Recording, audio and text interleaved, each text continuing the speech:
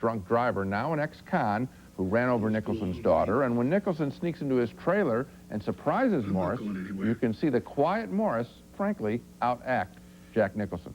I'm not calling any cops. I'd just be here, trying to get on with things.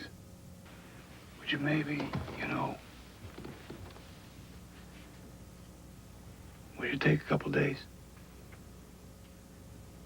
And maybe think about not taking my life? Nicholson's performance is often over the top, even for an enraged man. And here's a scene that comes out of nowhere. Nicholson going nuts in the face of a jerk here in his jewelry store. My ring size has always been a 7. This is not a 7. It won't even fit on my hand. This Can I see the ring, please? Yeah, it won't fit my finger, my hand. It won't fit anything. 6.5. 6 3/4, maybe. Does that look like a 6.5 to you? Oh. You were right. You're a perfect 7. Perfect 7. A better moment? Nicholson and his ex-wife in the film, played by his former lover, Angelica Houston. It made you so small and weak. I needed you to be big and strong. The reason to watch The Crossing Guard is the character played by David Morris. I won't forget him, or the performance, a layered role in which there's a great deal of calm and yet deep down great pain. Morris doesn't push his performance, it's memorable work. Overall, does the movie work? Only in fits and starts.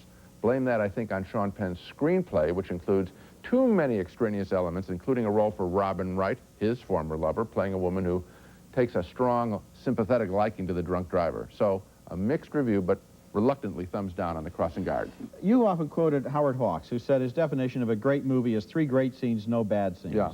This movie has 3 great scenes. Yeah, but plenty of bad ones. The scene between Nicholson and Houston, the scene between Morris and Nicholson early in the film, and the scene between them late in the film. But it has a lot of bad, including the final scene, which was almost unsupportable. I almost felt like the movie should have ended before the final scene. Let me tell you, there are a whole bunch of people in this world, sadly, who can relate to this situation. Losing a child, which is probably one of the most cataclysmic things that can happen to anybody. And reportedly, you never get over it. No one ever gets over it. It's with them every day, every hour of their lives.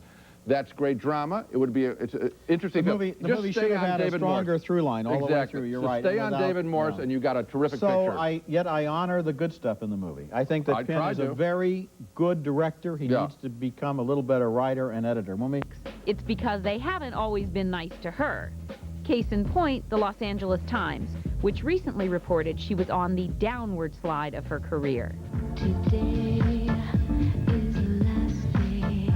Though her last album, Bedtime Stories, sold less than her previous 2 albums, when we chatted recently in London, Madonna, wearing a black slip dress and a real fur coat, admitted she's tired of the pot shots.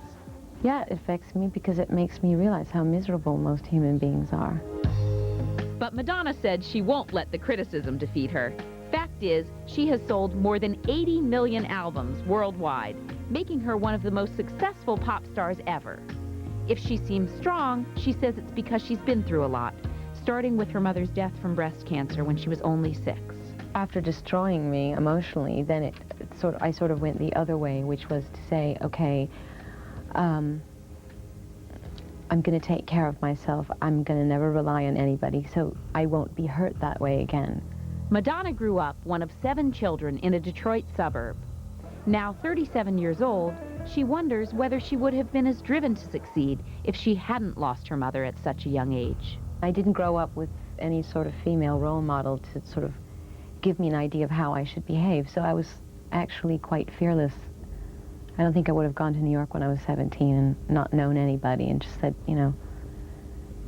really followed my dream. When I asked her about the inspiration behind the ballads on her new album, Something to Remember,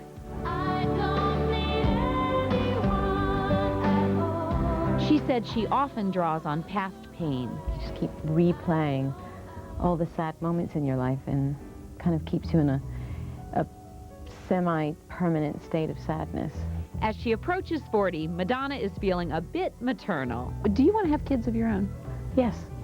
Do you want them soon? Yes, tomorrow. Really? Yes. Oh. Then I won't be bored in my hotel room. Do you want to have a marriage along with that, or is that not really? That would be really nice.